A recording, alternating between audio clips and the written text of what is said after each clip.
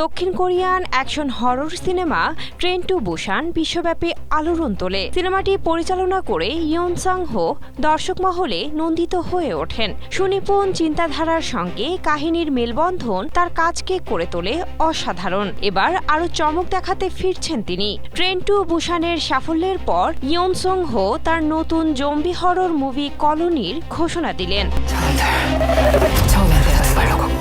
আগামী মে মাসে মুক্তি পেতে চলা সিনেমাটি একটি ভবনকে ঘিরে আবর্তিত। সংক্রমণজনিত কারণে একটি সিল করা ভবনের প্রেক্ষাপটে নির্মিত এই জম্বি হররে অভিনয় করেছেন জুন জি হিউন এবং জি চাং ইউক।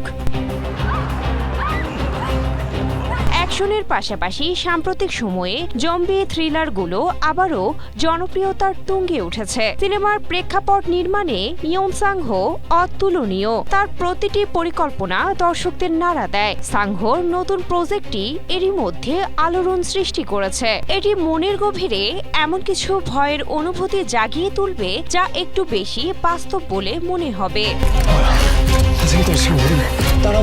কলোনির কেন্দ্রবিন্দুতে রয়েছে রহস্যময় এক সংক্রমণ মহামারীর সময় একটি আবদ্ধ ভবনে টিকে থাকার টানটান গল্প।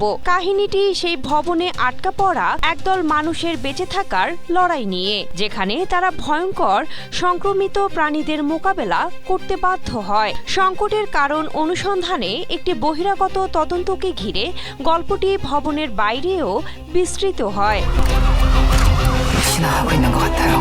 ইয়ন সাং হোর জম্বি চলচ্চিত্রগুলো কেবল ভয়ের মধ্যেই সীমাবদ্ধ নয়, বরং প্রায়ই গভীরতর সামাজিক উৎকণ্ঠাকে প্রতিফলিত করে। কলোনির মাধ্যমেও তিনি বর্তমান সময়ের উদ্বেগগুলো তুলে ধরতে চেয়েছেন। 10 বছর আগে ট্রেন টু বুসান দিয়েও একই চেষ্টা করেছিলেন তিনি।